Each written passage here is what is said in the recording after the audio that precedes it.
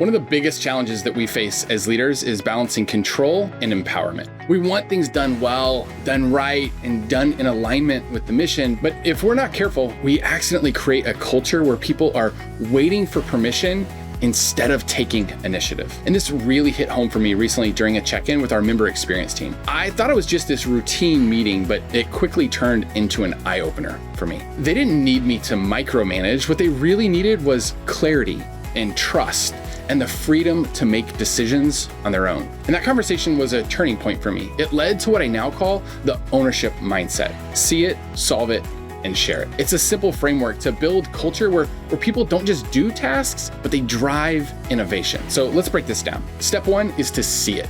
We want teams who spot problems before we do. We want them to notice friction and inefficiencies and missed opportunities without being told to do so. I had a team member recently flag a workflow bottleneck that was just really slowing them down. No one told them to look for it. They just saw it, and that is the first win. And so if you want your team to do this, ask questions like, hey, what's one thing that's slowing you down right now? Or if you own this place, what's one thing you would change? And then make sure that they know that pointing out problems is not complaining, it's leadership. And step two is to solve it. Once a team member sees a problem, we want them to fix it without needing a permission slip. One of our team members recently bought an AI tool to help them with their workflow. No one told them to do it. They saw a need, they tested a solution, and then they shared it with the rest of the team. And that's ownership in action. Now, not every problem requires a big financial spend, and that's why we follow what we call the 50 to fix it rule. Anyone on our team can spend up to $50 to solve a problem without asking for permission. Managers get $500 and our directors get $5,000 that they can use whenever they feel a need to.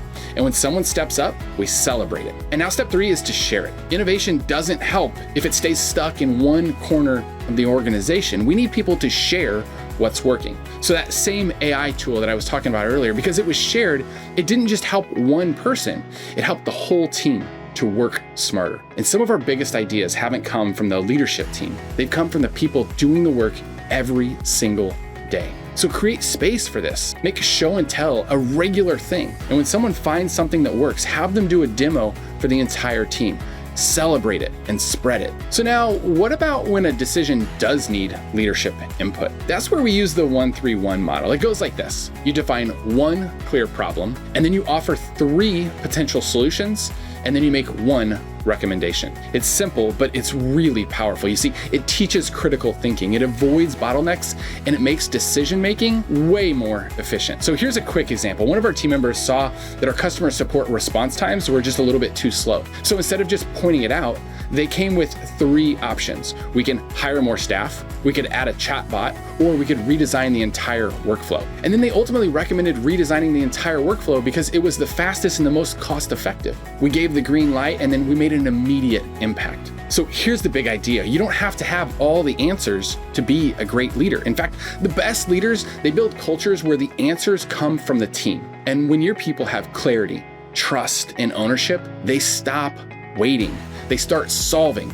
And that's when the magic happens. That's when growth takes off, because now it's not all based on your brain power. It's the whole team thinking like owners. So my challenge to you is this. Start small. Let go just a little bit. Give your team the space to lead, and then watch what they do with it. And be sure to celebrate the wins and keep that momentum going, because your best ideas might not come from the top.